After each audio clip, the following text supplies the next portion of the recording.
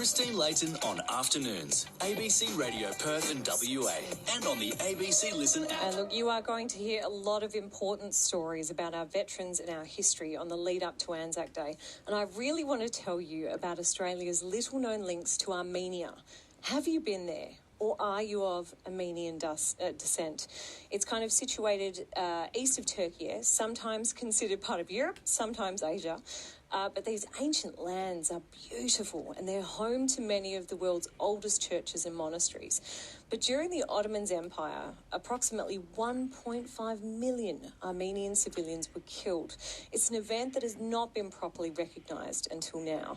I thought we'd speak to Dr. Zaven Boyadjian. Now, he is the chair of the Armenian National Committee of Australia's Perth branch, and he's going to tell you about a very special event coming up. Good afternoon, Zaven. Afternoon, Christine. Thank you for coming on. Now, before we talk about anything else, can you tell me your family's story? How did you come to be in WA?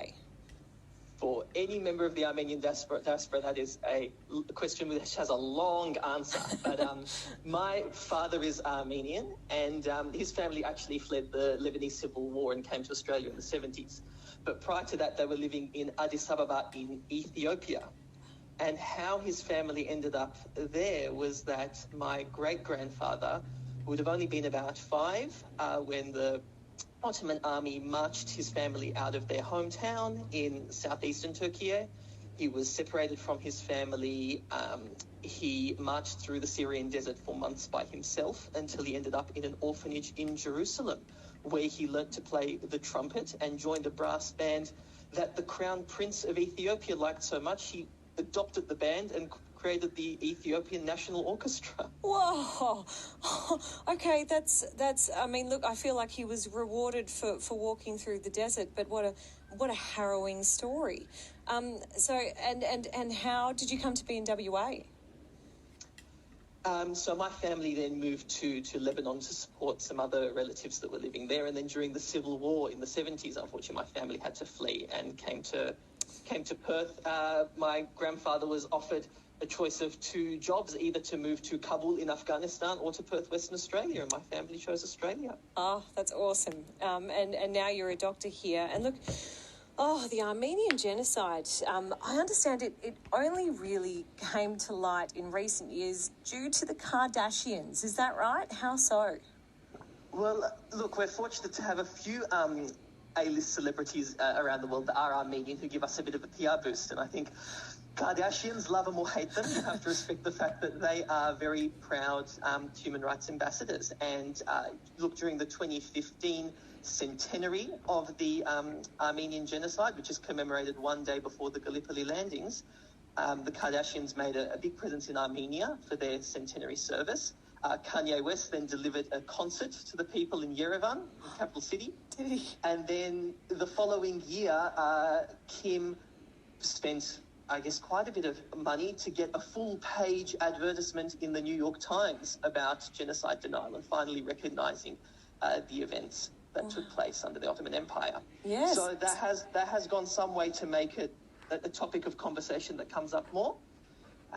But really, it's a grassroots movement throughout diaspora communities all around the world, and Perth is no exception. Definitely. And I mean, following that, years later, I must say, the US President Joe Biden recognised the 1915 event as genocide. That was April 2021. He made that announcement.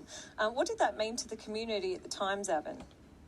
I think that's a huge achievement. We have a big diaspora, about 1 million Armenians living in the United States. And even with that, it's taken a significant amount of effort, energy and resources to get adequate recognition for it to be a topic worth discussing and for, the president to take notice. And really, it seems ridiculous, I think, to many people that now, 108 years on, we're still having to justify that and provide evidence to show that this actually took place.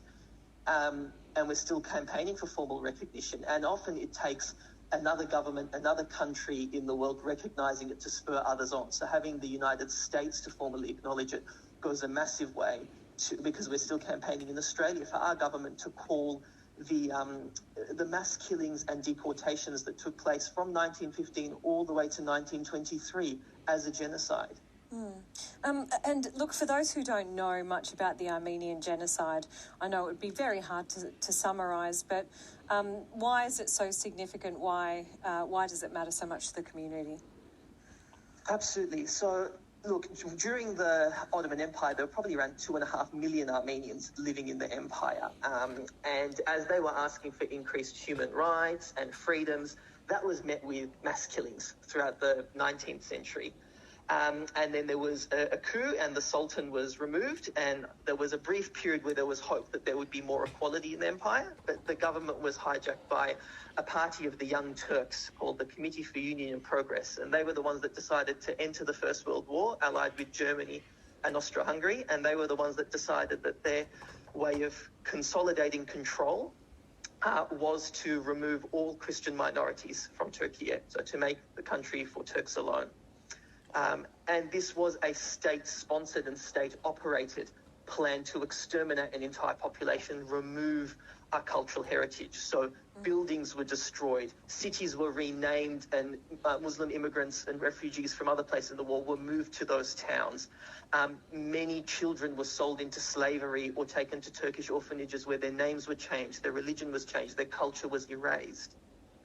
And even now, we don't have any significant access to our indigenous homeland. Western Armenia is not really recognized as part of Turkey, and all we have now is the Republic of Armenia, which is a very small part of our ancestral homeland. Yeah, wow. 20 minutes past 3. My guest is Dr. Zaven Boyadjian. Now, he's the Armenian National Committee of Australia's Perth branch president. We're talking about Armenia generally, what the genocide means to the community, and what recognition does. And ahead of the anniversary on the 24th of April, I mean, would you like to see our Premier or the Prime Minister do the same as Joe Biden? Absolutely. It's been something that we've been waiting with bated breath for many years. Typically, each April, members of Parliament, including Prime Ministers and opposition leaders, will speak about the genocide. And Anthony Albanese himself, as opposition leader last year, said that he hopes the Turkish government will come to terms with the historical facts.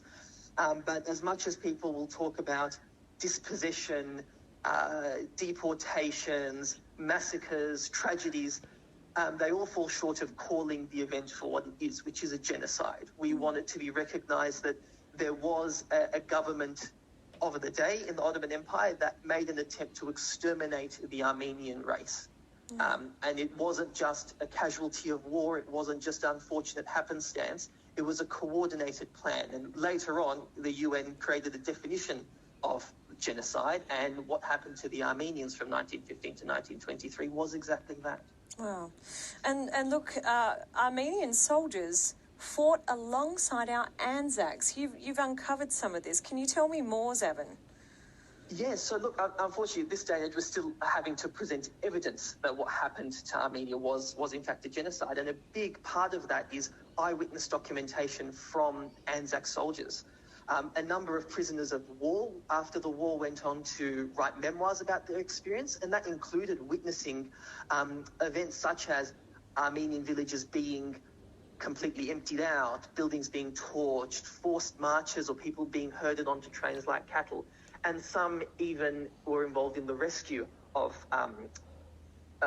survivors of the genocide, and others were involved in training survivors of the genocide to fight back. There's a very little-known special forces unit that was created towards the end of the war in late 1917 called the Dunster Force. And that was a group of only a few hundred soldiers, including quite a lot of Anzacs, and their role was to train survivors of the genocide to fight against the Ottoman Empire. Wow. That is such a significant part of history that's not really been talked about. What kind of reaction have you had from people when you share these stories? Look, I think it gives people a sense of pride that we sometimes will glorify the storming of Gallipoli and running into the trenches, but there was also a massive humanitarian undertaking that our Anzacs were also involved in, being selfless heroes who were rescuing children from families they didn't know, from a culture that they'd never been exposed to, yet they still made great efforts to save us. And there are many Armenians today who are only alive because of the efforts that Anzacs made in rescuing them or preventing harm from coming to them. So I think it's something that Australians should really be proud of. But unfortunately, because so much of this took place towards the end of the war, it just doesn't get recognised as a key event. And I wish I could talk to you about the Anzacs by name who are in the Dunster Force unit, but many of their names are not even recorded. Oh, what a shame. But I wonder if there is someone listening who knows more and can add to this. 1300 222 720. Dr. Zaven Boyadjian is my guest. We're talking about the Armenian Genocide, but also what the Anzacs did for those who survived. So tell me what's happening on Sunday, Zaven. That's right. So I'm very pleased to report that for the first time, Perth is going to have an actual memorial service for the Armenian Genocide, what will now be the 108th year anniversary of when the genocide began. So we will be organising much the same way as Anzac Day, because I feel it's important to recognise both the Armenian and Australian and New Zealand lives that were lost during the war. So we will be at the Subiaco War Memorial having a wreath-laying service. Yeah, so that's the Fallen Soldiers Memorial, Rankin Garden on Hammersley Road in Subi, Sunday at 2 o'clock. Can anyone come along, Zaven? Absolutely. I think this is an important opportunity, one, for, I hope, members of the general public to learn about the Armenian link to the Anzacs, and also an opportunity to meet members of the Armenian community. Yeah, and I hope that by generating that interest, we're one step closer to recognition in WA. And you never know who's listening. I think it's really exciting that you've come on to talk about this, and I hope that people get along if they can. For more information, what is your Facebook page? Yep, so it's the Armenian National Committee of Australia-Perth. Jolly good. Hey, Zaven, thanks for coming on. Thank you so much for having me. Dr. Zaven Boyadjian. Now, he is talking about the Armenian Memorial for the Genocide, which is happening on Sunday at 2 at the Memorial Gardens. Drive and Regional Drive coming up. This is London Grammar with Strong.